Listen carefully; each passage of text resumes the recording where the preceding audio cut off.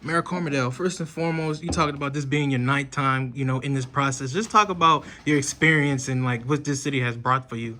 Well, I was elected in '89 as a councilman. I became mayor in '97, and when I first took over, I was in charge of mosquitoes and water. It was tough. And my dad incorporated town in 1959. He was in charge of the same thing. So we've come a long way, bringing drinking water back from the '60s, '70s, all the way. But one of the main things all my years that I worked was bringing drinking water back because there was always a lot of water in Port Fourchon. So by doing that and coming in 2000 and building another water line from Jefferson Parish, and then going through Hurricane Katrina and wiping it out, and Hurricane Ida just wiped it out again. So that's something that we repaired real quick. But going through all these challenges and flooding, like the drainage department and going through the levee systems in the back and belonging to the Grand Isle Independent Levee District, we build levees as we go and put pumps in. Got to deal with the federal government for permits. It's not easy to get that type of permit to come in. So you see us on television when there's a storm coming. We got to do to try to save our people. So the experience, working with police department, police chief, and working all through the years, we're there to work together as a community. But I've never had no problem with the council. Working, the council I have today in the past, and the chief of police working closely to protect the island. But born and raised in this island, and being a fisherman and getting involved in politics at that time to represent the fishermen, and just learning through my dad's steps and just continue serving the people. But many challenges, you take your pick. You got storms that come through. You got cold fronts that come through. But we manage, and we the only aggravate things I have is it takes too long for the government to come in. Right. And it's not easy to get your funding. You talk about the funding, and you recently talked about in your speech about 50 million here and possibly 15 or 20 million. Like, what's the game plan to get this community back, especially like the schools, especially like the fishing area, everything like for kids to come, for their kids and their kids to stay on this island. Well, exactly. Like I said, we got a beautiful beach. Councilman Mayor Pro Tem Brian Bartholomew, I talked to you, and it's a jewel. When you go to the higher up, you go up the road, and you got families that want to come home, Mr. David. And we're working on it. The council, myself, we're working, and we're not going to give up on it. Like you heard my speech earlier, and we got a beautiful school. They closed our school, and they wanted to close it, and we stood strong. The council, myself, and we said we're not going to happen. It's not going to happen. So by working together and finding the laws, I'm on the LCD board where the bond commission money comes in, and we have help in that area. And I don't want to get into detail too much of that, but right. You heard me talk to Mitch Landrieu. If we're trying to get in there. So that's something that we're going to push, because like I said, if we're going to bring 3 families back, 4 families, we need about 40 little homes that's scattered. We got the property. We got 3 different pieces of property that we could come in and build them in. They're ready to go. So, by getting that, it gives you encouragement, and then your numbers, your school go up. I think right now we have 85 kids. At one time we had 165. We got a beautiful school. It's elevated. It's not on the ground. It had minimal damage, and we came in. They cleaned up, and like I said, it's an honor, to see, and especially for the tourists to come in. Right. And in fact, we got 2 handicapped people that's moving their kids down because we got some good teachers that can teach the handicap. And that's something that's a plus for us. And they're looking for a place to live. Right. Last question, man. We talked about the families coming in. We talking about how the schools are involved. And, man, I want to know this. Like, what's your message to the town for them to come and really support you and support the councilman and support the police? Exactly. Listen, the Grand Isle's open 24/7. And like I said, the tourists come in. We work probably from March around Easter. You got to make your money. I'm talking about the business people. You got to make your money and by working together. But this place is a jewel. I mean, born and raised here, you can't go to Destin and throw a cast net and catch shrimp. You can't catch a crab in Destin, and I'm not picking on Destin. Right. Might be more pretty water, but you know what? You can make a living. You can eat off the waters, and there's every species of shrimp, crabs, fish, everything you can do. And we keep our beach clean. You got seaweed, we rake it. Got the dirty little dozen, little guys and councilman. We talk together, the council, and we try to bring Grand out every morning, try to do the best we can. And then, I want you to understand, the people out there understand, it takes about 18 months to 24 months to get your funding. To help your police department, whatever damage they had, to help your schools, to help you all the buildings that we own. We can't afford the insurance.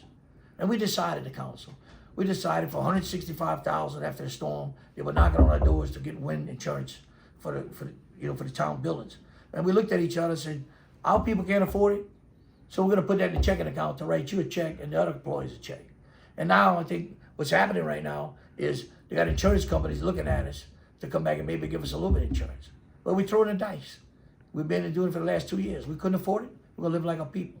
So working with the Secretary of Temple, with the insurance company, working with Pat Connick and these guys, they're looking for every avenue they can to help everybody along the coast. Thank you. Chief Hernandez, first and foremost, let's talk about the safety. Coming in hurricane season, usually we get these around August. Now it's around June. What's that game plan for the town to get everybody, back in there safe? Well, working with the mayor for 25 years with the mayor and councils, with Brian and several chiefs in the past, we always had a great game plan on evacuating and getting the people back to Grand Isle. We will do the same. Also, you have checkpoints. We try to get your people back on Grand Isle when it's safe. We normally, last ones to leave Grand Isle, first ones to come back to make sure our community's safe to come in, especially the roadway. I mean, like Ida with the sand that washed up on shore, nobody can come back to Grand Isle. It takes a team effort with the military, Jefferson Parish, in-house employees to get the roads cleaned up and try to get the people back to Grand Isle. Like the mayor always said, first thing you want to do is get your water back. Once your water's back, you got to get your gas back till you start cooking. I mean, we've been through it for so many years with the mayor, like I said, for 25 years. And we have the routine down pat, but every storm is different. Every storm that impacts Grand Isle is different. Especially the little flood we had a couple of weeks ago. We had 3 feet of water in some areas, especially in the back where I live.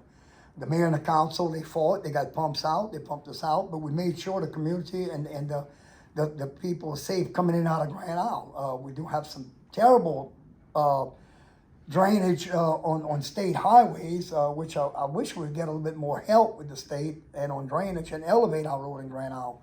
But I mean, it's a long time waiting to get it, but it's gonna happen. But I wish it was sooner than later.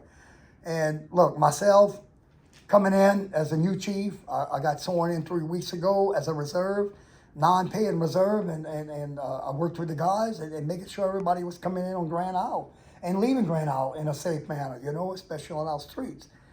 But that's our goal, is for safety, and make sure they come in and out, especially for storm season. Once you pass the checkpoint, you come in and there's a curfew, you have to be indoors. We have to stick to the laws. I mean, when the curfew's there at sundown, be in your property, be in your house, not on the streets. I mean, you will get arrested. I mean, that we will not tolerate it. And it goes for everybody. I mean, we try to keep the looters out during storms, and we went through a lot together. The mayor and the councils on that part. We picked them up. They got put in jail. I mean, that's what's going to happen. But we all going to work together as a team, along with the fire department. You can't ask for a better fire department and medics, and you got to bring the community together to make it a safe place. Right. Can't do it alone. We talk about community, we talk about the people. How do you get the people involved, or like? We lost so many family members and school kids in Grand Isle. But, the mayor always had a good program on getting kids involved with the workforce, which is the grant for the beach cleanup, I remember when I was with them years back, the grant was funded, I think, by the state. That grant ran out, but then Jefferson Parish went ahead, especially when Ricky Temple was our councilman, started funding the $25,000 to put these high school kids to work on the beach, keeping the beach clean. In their summer months, it kept the kids out of trouble. It put money in their pockets. They don't have to go ask mom and dad for $20 here, $20 there. They made their own money, keeping the beach clean. They had fun doing it. It was a great program, and it still goes on today. That's probably been 15, 20 years. Yeah, thank you. Yes, sir. First and foremost, congrats. I want to say for both of y'all, how does it feel to be in this position right now? It's exciting and new. We have a lot to learn, but we're ready to do it and see what we can get worked out. It's not gonna be an easy road, but and we may not agree all the time, but for our children and the community of Grand Isle, locals, residents, and camp owners, we're ready to make a change and to move forward and to make things better for the town of Grand Isle. So it's very exciting, very rewarding to be here. Let me ask y'all this, the engagement and getting involved in politics for y'all being young, like, how do you get people in your age group to come out and vote and support the town? I think it goes to if you have some ideas and you want to see that change, you got to be the change. So to get people involved is to definitely start with the children, because without the children we won't be here. So, and they are the future for the island. So hosting events and just getting them involved hands-on, doing activities and other things like that, and making it all family oriented, I think that would be a great start to it. So. I don't know. So what's gonna be the game plan for y'all to get the kids involved and get the kids straight out the high school and the elementary, and to get them to be involved into the community? We want to plan more things for them and put more stuff out there for them to be able to do and have more opportunities. Last question. Let's talk about the importance of having female figures into this position and how that can inspire young girls to get involved into this. Being a woman, I know nowadays we're stronger than ever. We stand together, and I mean we're mothers. We take on, it's a full-time job, just that in itself, and working full-time too as well. So we want to help those in the town and to make it better for them. And that we're here for them, and they have any questions and need any help whatsoever, that we're just a phone call away. Always here to help. First and foremost, congrats, but let me ask you this. What's the primary goal to get this town back into what it was back in the day? To continue working with the mayor and the council, the new council, and keep things going forward, and find different avenues to make it better. Help the people get back to Grand Isle that had to leave because of the storm. We talk about the things, and when it comes to politics, we know with politicians, they want a lot of things, what they want. But what do you feel like this town needs for this town to thrive? I think we need the people to come back, and we need to keep the people going, keep the tourist industry, because they bring a lot of tax dollars to Grand Isle, and keep it rolling. The shrimping industry is going bad. We need people that want to do the best for Grand Isle they can. Last question. What's some plans to try to collaborate the town to get back for the tourism and for the shrimping industry? Like, what would you want to see for the people to help out for the community? Well, the previous administration have already been working, trying to get housing, like affordable housing, where they could come back and work down here. And, the shrimp, I don't know what's going to bring the shrimping industry back, That's just imports are killing the shrimp here. They can't sell it. Right. Okay. I want to get in tune with this. I want to ask you this. I haven't asked anybody this, but the teamwork. Like, how do you plan to foster the collaboration with the city officials and help the common goals? Well, I respect and understand the city officials that we have. Basically, you have to start with the concept that we're all here to do the best job we possibly can. Work together is important to bringing Grand Isle back to its former days and to continue forward with a very progressive island. Here in Grand Isle, we have one of the best schools and educational system in Jefferson Parish that consistently ranked in the top 15%. It's a great place for people raising a family to come and enroll their children if they want to get a good quality education with personalized teachers. We talk about education and the impact of how these kids can use this education and further from college or help in the shrimping or help anywhere. So what's the long term into getting this community back on their feet when it comes to not only education, but for tourism as well? Well, before you could understand where we are today and where we want to be tomorrow, let's go back to where we were, say, 40 years ago. Right. 40 years ago, we still had the beach out here. We had that tourist industry, and it was a pretty good one. But we also had a great deal of oil industry. A lot of people could get out of high school and go work offshore or for the oil companies, and that was thriving. We also had a very active shrimping industry. And the thing about the shrimping industry, it's much like the family farm. You learn how to shrimp from your father and your grandfather. You get on the boat, they teach you at a young age. So what we have is generational shrimpers that now the boats are tied up, being sold off and moved off because we can't get support from the federal and state government to limit imported shrimp. I've tasted imported shrimp, and all the imported shrimp I taste, it tastes like cardboard compared to the Gulf Coast shrimp. Right. Gulf Coast shrimp has a flavor that's distinct, all its own, and it's succulent. It's a great food source.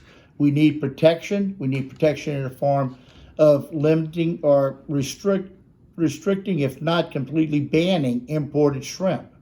Why are we bringing in shrimp that has been pumped with antibiotics, doesn't taste anywhere near as good as our shrimp, and killing a thriving industry, a once thriving industry, being the shrimping industry? Right. We talk about the shrimping industry, and you brings up a great idea about how we need to, push that initiative for the federal government to understand. Also, we talked about, how this import shrimp is a liability in this community. Just talk about what the government can do to help us protect the shrimp, help us, in causes of, helping growing the shrimp, helping us growing just the area. Like, what is going to take for them to understand?